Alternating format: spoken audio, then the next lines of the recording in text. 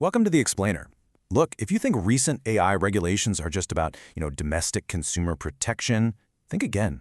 According to Dr. Vladimir Tsakanyan's latest research, what we're actually witnessing right now is the birth of a massive geopolitical weapon. We're going to unpack exactly how Washington is quietly turning frontier AI into a powerful instrument of international statecraft. Okay, let's dive into this, because to really understand where we're going, we've got to understand what just happened. I want you to imagine the sheer panic. Back in June 2026, the tech world experienced this sudden, massive disruption, where a major AI model literally just stopped being available. But here's what Dr. Tsakanyan's research points out. This wasn't some server glitch, right? It wasn't a hacker taking the system down. It was a deliberate action by the United States government. What the world actually witnessed was a live-fire test of a brand new global power mechanism. The U.S. government was essentially testing its ability to pull the plug on the most advanced AI systems on the planet. So here's exactly how this played out. On June 12, 2026, access to Anthropic's frontier model Mythos 5 was suspended entirely. Just boom, shut down. Then exactly 15 days later, on June 27th, access was restored, but not for everyone. It was only partially restored for a very specific, defined population of trusted companies and agencies. And it wasn't just an isolated incident. That very same week, in late June, OpenAI's GPT 5.6 began a staggered rollout, and early access was strictly limited to trusted partners during a government security review.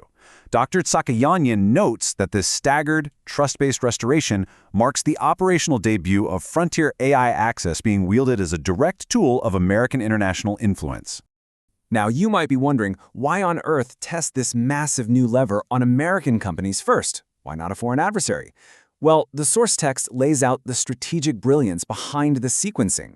Exercising this kind of regulatory leverage against a domestic company like Anthropic carries a far lower diplomatic risk than just cutting off a foreign government. I mean, Anthropic had strong commercial incentives to cooperate. They couldn't exactly retaliate diplomatically, and they had absolutely no alternative government to turn to for support. By doing this domestically first, the U.S. government proved that the technical architecture and the legal mechanisms, specifically using the Commerce Department's Export Control Authority, actually work. They proved they could revoke and reinstate access in just 2 weeks. Let's move to and see how this builds on a really recognizable historical playbook. Dr. Tsakanyan points out this pattern. First, a capability emerges, where the U.S. holds a decisive advantage. Then, the government improvises a control mechanism. And finally, it formalizes that mechanism into a full-blown doctrine of access as leverage. We saw this exact same thing with nuclear technology sharing under the Atoms for Peace program. We saw it with aerospace capabilities under the Missile Technology Control Regime. And of course, we saw it recently with semiconductor export restrictions. Frontier AI has now officially joined this lineage of American technological statecraft. The operational reality of this new era is governed by what the text calls the Trusted Tier Framework.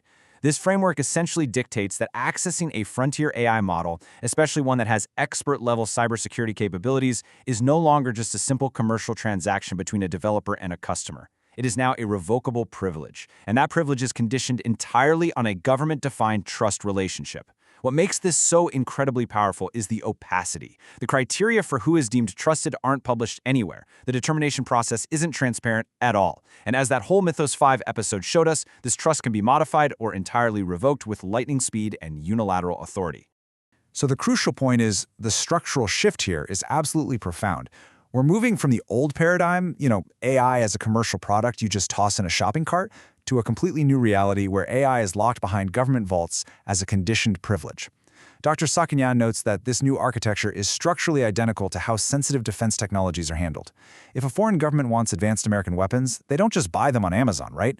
They have to apply through the Foreign Military Sales Program, undergo interagency review, and they receive access that is calibrated entirely to their strategic alignment with U.S. interests. Frontier AI is now being treated with that exact same level of scrutiny and control. But tests like this always have collateral damage. As the source text starkly notes, and I quote, "An allied government's cyber defense capability was demonstrated to be revocable at the discretion of the United States government with no advance consultation." While the domestic dispute was grabbing all the headlines, allied nations who heavily relied on American AI systems suddenly found themselves completely locked out of critical defense tools without any warning whatsoever. We actually saw this play out specifically with Project Glasswing. Since April of that year, allied governments had been granted access to Mythos 5 for cybersecurity defense through this very program. But when that export control directive was abruptly issued in June, they lost that access instantly. And when access was partially restored on June 27th for those trusted U.S. entities, it wasn't confirmed to extend back to those allied governments on the same terms. The message sent here was unmistakable. American frontier AI capability sharing is highly conditional, it can be withdrawn unilaterally, and international partners better account for that conditionality in their defensive planning going forward. To truly grasp the global stakes here, we have to look at how this fits into the broader AI Cold War, where two completely opposite structural mechanics are at play. According to the research, the United States is operating as the capability leader, using calibrated restriction as its primary influence mechanism, with the ultimate goal of extracting strategic alignment from partners. China, on the flip side, operates as a technology provider, using generous provision as its influence mechanism, with the ultimate goal of creating dependency. Both strategies aim to produce influence and dependency, for sure, but they're doing it through entirely inverted methods. Now, what's really interesting about this slide is how these competing strategies actually manifest in the real world. China's approach, which is often called the Digital Silk Road, bundles AI-enabled surveillance and governance technology with massive infrastructure investments. They're essentially saying to partner states, hey, we'll build your digital infrastructure and you'll depend on our technology. It builds influence through deep integration. The American access lever model says the exact opposite. We possess a capability that you do not, and your access to it will be strictly calibrated to your alignment with us. The research notes that this dynamic perfectly mirrors the historical approaches to military technology sharing during the original Cold War. As you can imagine, all of this creates massive friction in the world of governance. Developers now have to navigate these totally competing channels. First, you've got legislative efforts like the Great American AI Act, which focuses on safety, auditing, and incident reporting for everyone. But layered directly on top of that is this executive trusted tier framework, which is all about strategic calibration and leveraging bilateral influence based on hidden criteria. These two domestic logics are answering entirely different questions. And on the global stage, it sits incredibly uneasily alongside the UN global mechanism. Multilateral frameworks expect consistent, internationally coordinated standards. So an American approach that treats AI access as a bilateral tool of influence, one that's withdrawable without consultation, well, that completely complicates that UN vision. All of this leaves us with a final, critical question from Dr. Tsakanyan's research. The technical architecture has been proven. The legal precedent has been established through the Commerce Department. AI capability is no longer just an economic input, like critical minerals. It is literally the core engine for cyber defense, intelligence analysis, and scientific research. It's the new currency of alliance management. So the question for the months and years ahead is no longer if the United States will use frontier AI access as an instrument of influence. They already have. The question is how the rest of the world will adapt to an era where the most powerful technology ever created is a conditional privilege.